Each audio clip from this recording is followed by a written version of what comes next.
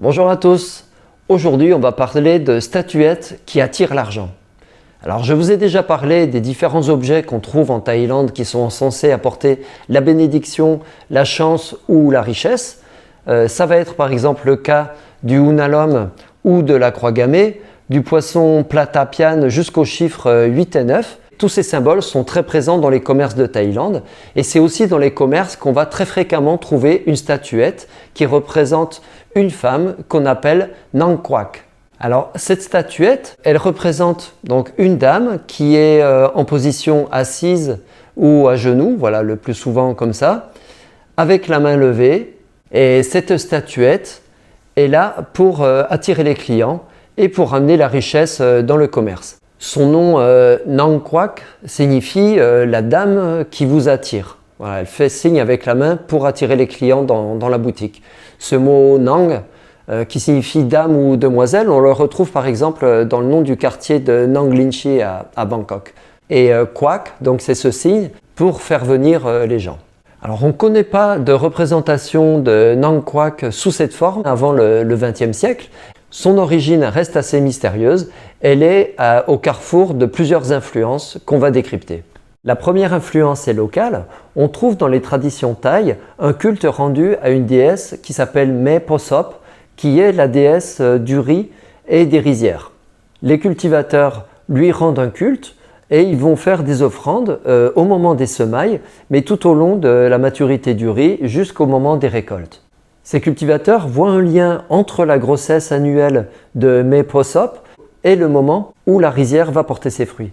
Donc c'est la fertilité de la déesse qui va rejaillir sur le succès des récoltes. C'est le moment aussi où les agriculteurs vont planter un chaleo, qui est une petite structure de bambou, qui est là aussi bien pour prévenir les intrus de la maturité du riz que de chasser les mauvais esprits qui peuvent mettre en danger la récolte. C'est un culte qui est partagé partout en Asie du Sud-Est, qui était un petit peu tombé en désuétude en Thaïlande et qui va être remis au goût du jour en 2008 par la reine Sirikit, qui va placer ce culte à cette déesse sous un patronage royal. Et depuis ce moment, la cérémonie qui rend hommage à Me Posop est redevenue une fête annuelle. On va retrouver cette déesse Me Posop sur le logo du Rice Department of Thailand, donc l'organisme qui gère le riz et sa production.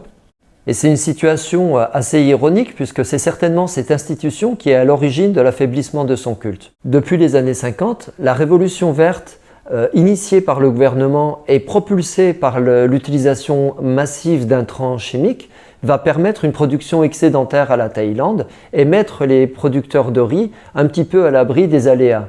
Et donc ils vont avoir tendance à délaisser progressivement le culte de cette déesse. Et depuis une trentaine d'années, la Thaïlande est devenue le plus gros exportateur mondial de riz. Donc on trouve en Indonésie une variante de Me Posop qu'on appelle là-bas Devi Shri, qui est aussi une déesse du riz et de la fertilité. Et dans l'Indonésie hindoue et surtout balinaise, elle est perçue comme une incarnation de la déesse Lakshmi. Et Lakshmi, c'est une autre influence probable sur la déesse Nang Quac. Dans l'hindouisme, la déesse Lakshmi est très importante. Elle est la déesse de l'abondance et de la richesse. Elle est l'épouse du dieu Vishnu et on la représente debout ou assise sur une fleur de lotus qui est aussi son épithète qu'on appelle Kamala. Et c'est aussi le cas de la déesse Nang Quac qu'on représente aussi assise sur une fleur de lotus. La déesse Lakshmi est souvent représentée flanquée de 2 éléphants et elle distribue parfois des pièces de monnaie et des bijoux. Et c'est aussi ce qu'on retrouve dans la statue de Nang Quac qui possède sur ses genoux une bourse, un sac qui contient des pièces d'or. Alors évidemment, on va retrouver la déesse Lakshmi très présente en Inde, mais on va la retrouver aussi par exemple sur des bas-reliefs au Cambodge et aujourd'hui en Thaïlande affichée sur les commerces ou placée dans des hôtels, comme on le voit ici dans un sanctuaire qui est proche de celui d'Erawan à Bangkok. Lakshmi dans le bouddhisme, c'est aussi une divinité qui est présente. On va la retrouver au Japon sous le nom Kishoten et en Thaïlande sous le nom de Prame Lakshmi.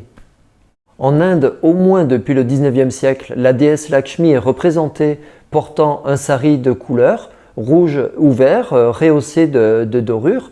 Et c'est aussi cette influence qu'on va retrouver dans les vêtements que porte Nangkwak. Le mot Lakshmi lui-même vient d'une racine sanscrite Laksh, qui signifie abondance, richesse, mais il signifie surtout une marque ou un signe. Et c'est ce mot qu'on va utiliser pour nommer les marques distinctives du Bouddha, desquelles j'ai déjà parlé dans la vidéo sur les symboles sacrés, dont je vous remets le lien ici dans la description. Mais cette racine Laksh est aussi l'origine du nom de Lakshman ou Lakshmana, qui est un personnage important du Ramayana. C'est un des frères de Rama et il va participer à sa grande épopée pour aller récupérer sa femme Sita, enlevée par le roi de Lanka. C'est ce périple qu'en Inde on appelle le Ramayana et qu'on appelle le Ramakien en Thaïlande, qui va mettre en scène ces différents personnages, donc Rama, Sita, mais aussi ce personnage de Lakshman qu'on appelle Pralak en Thaïlande. Et il est tellement important qu'au Laos, le Ramakien s'appelle Pralak Praram. Donc il porte ces deux noms de Lakshman et de Rama. Et dans le Ramayana, la femme de Rama, donc Sita, est l'incarnation de Lakshmi, puisque Rama lui-même est une incarnation du dieu Vishnu. Ça va, vous suivez, c'est un petit peu complexe, c'est un petit peu lourd, mais voilà, c'est important de le savoir.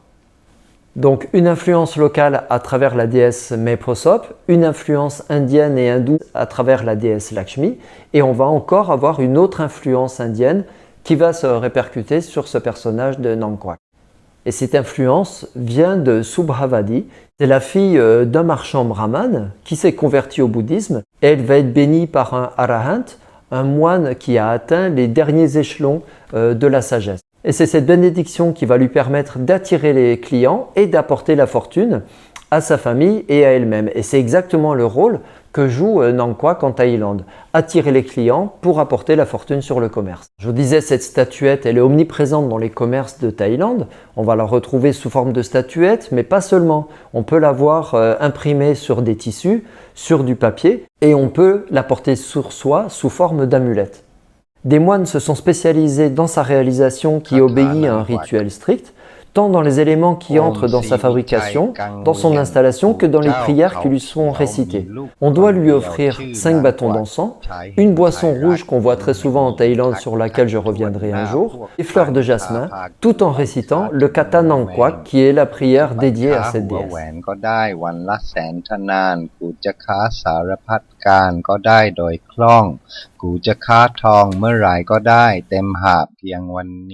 La Siam Commercial Bank of Thailand a surfé sur la popularité de cette idole pour accompagner son système de paiement sans contact d'une Nangkwak personnalisée aux couleurs de la banque et aux yeux un petit peu manga.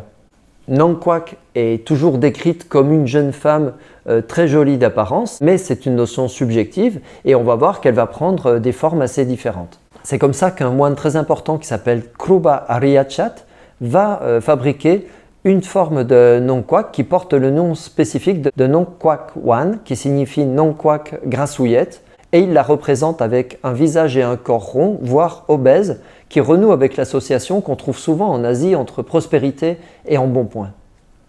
C'est cette représentation qui nous accueille au Muséum Siam, mais aussi dans le mall Icon Siam.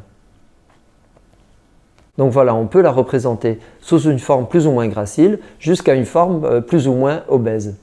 Mais finalement, ce qui caractérise le plus cette déesse, c'est cette position caractéristique de sa main qui est levée au niveau de son visage, et ce geste en Asie est un geste qui incite à venir vers soi. Donc avec la paume tournée vers le bas, pour appeler quelqu'un, on peut aussi taper dans ses mains s'il ne nous entend pas. C'est ce geste qu'on va faire pour arrêter un taxi, pour arrêter un bus.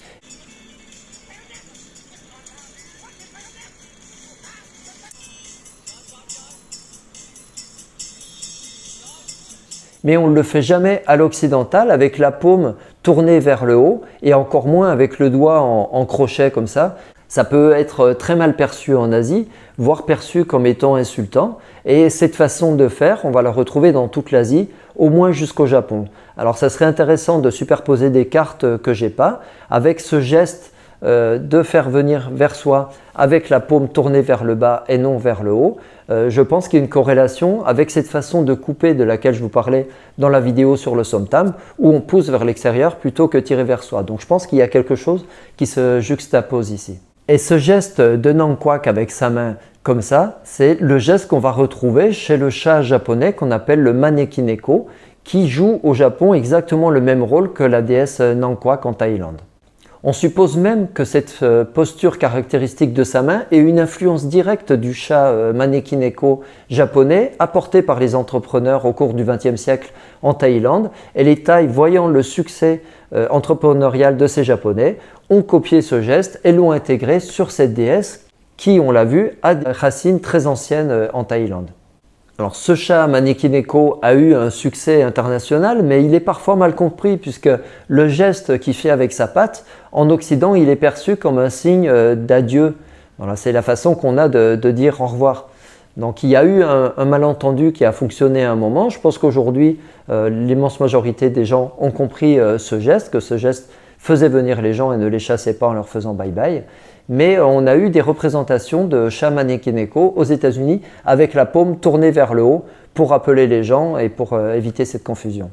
Et on n'est même pas sûr que le Maneki-neko lui-même à l'origine appelle les gens, puisqu'on fait aussi référence à une légende japonaise qui dit que quand un chat se gratte l'oreille, c'est que quelqu'un va venir à la maison. Donc on est peut-être sur cette histoire de se gratter l'oreille plutôt que de faire venir les gens.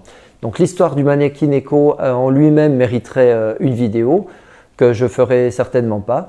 Mais voilà, ce qui nous intéresse nous ici, c'est cette proximité forte qu'on a entre la déesse Nankwak et le Maneki-neko dans sa gestuelle et dans sa symbolique.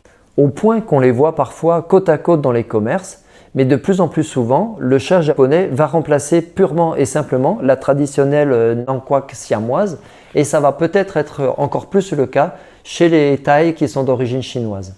D'ailleurs, en Thaï, le Maneki-neko, on l'appelle le Meokwak, qui est la traduction littérale du japonais Maneki-neko. Donc Maneki, ça veut dire attirer, faire venir à soi, et Neko, c'est le nom du chat. Donc en Thaï, Meo, c'est chat, et Kwak, c'est faire venir vers soi. En tout cas, que ce soit cette influence locale à travers la déesse Meposop, une influence indienne à travers la déesse Lakshmi et la fille de ce marchand brahman, on voit que ces statuettes de Nankwak et du Maneki-neko vont partager toutes ces représentations qui sont censées apporter la fertilité, la richesse, l'abondance et parfois la chance. Voilà, merci d'avoir suivi cette vidéo. Je vous invite à vous abonner à ma chaîne évidemment, à liker, à commenter, à me retrouver sur mon groupe Facebook et à me suivre pour un prochain sujet très bientôt. Bye bye.